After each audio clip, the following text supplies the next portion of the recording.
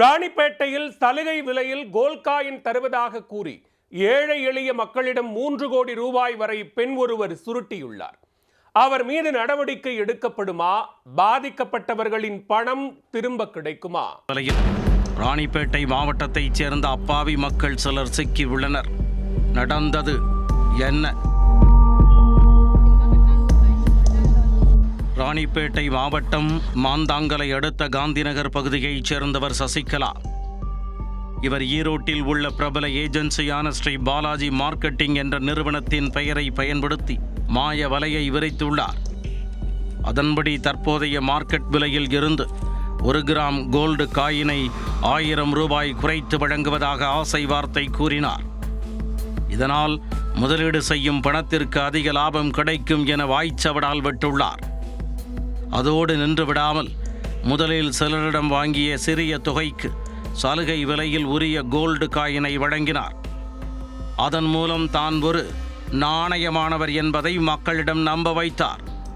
வெளுத்ததெல்லாம் பால் என நம்பிய அப்பாவி மக்கள் சிலர் சிறுக சிறுக சேமித்த பணத்தையெல்லாம் சசிகலாவிடம் கட்டினர்.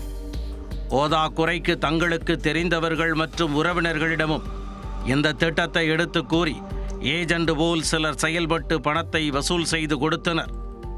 போதும் என்கின்ற அளவிற்கு சசிகலா தனது மோசடி வலை மூலம் கல்லா கட்டியதுடன் பணத்தை கட்டிய பலருக்கும் கோல்டு காயினை திருப்பி தராமல் நாணயம் தவறினார்.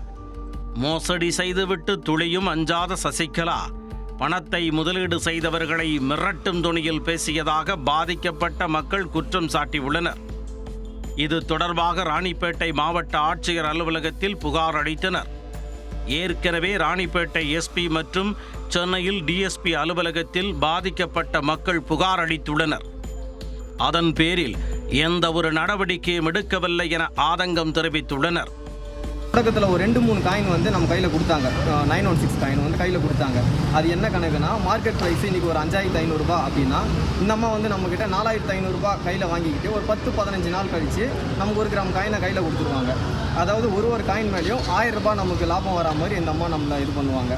இதே மாதிரி எண்ணெய் கட்ட வச்சதும் இல்லாமல் கொஞ்சம் கொஞ்சமாக நம்மளை மென்டலி ப்ரெஷர் பண்ணுவாங்க. ப்ரெஷர் பண்ணி இப்போ வரைக்கும் கேஸ் கொடுத்துக்கிறது மட்டும் 5 பேர். அதோட தொகை பார்த்திங்கன்னா 3 கோடி ரூபா வரைக்கும் நம்ம ஏமாற்றிட்டாங்க.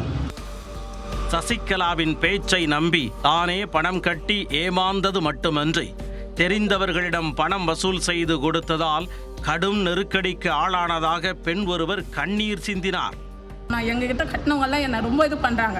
இப்போ நான் இது 2 புள்ளியோடு நான் சாகணும். எனக்கு புருஷன் கூட இல்லை.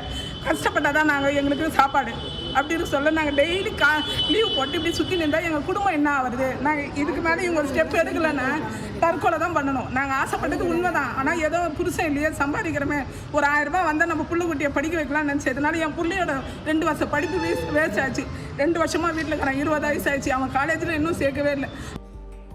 3 கோடி ரூபாய்க்கு மேல் மோசடி செய்துள்ள சசிகலாவை கைது செய்து தங்களுக்கு சேர வேண்டிய உரிய பணத்தை மீட்டுத்தர போலீசார் உரிய நடவடிக்கை எடுக்க வேண்டுமென பாதிக்கப்பட்ட மக்கள் கோரி உள்ளனர்.